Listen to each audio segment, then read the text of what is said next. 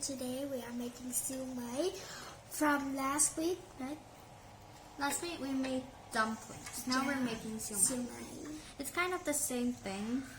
And we need this shell thing to be the base, like this greeny green thing.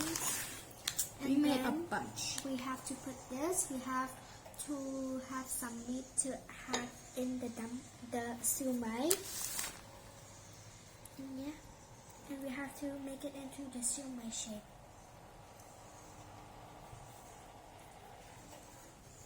It looks and tastes so good. If you could smell it, I would love for you to smell it. And then there's some flour here. So we could just put this and then put some egg to cover it up with some taste.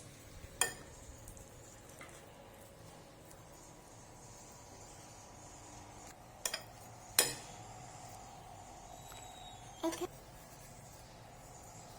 Hai dân thử ta squish the meat nâng down. Thử nè.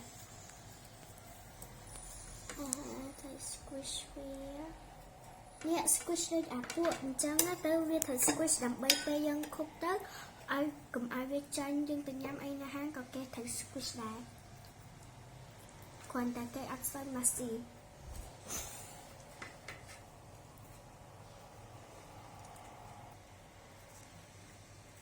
So this one is made out of flour. It puts flour in there, and then we just take this much dumpling, like just eye it and see how much enough. And then for my method, it's easier for me. I crunch this up, and then take both of it together and then push it to the front. Oh yeah. So it's like the same shape, but like if it's not enough, you add some more. So it's like it's already down there. Right? Can you teach me? So then if it's like a little bit like this, we put some more on it. Then squish it down. This. It's very mushy. And then we just do like See, this is my method. this.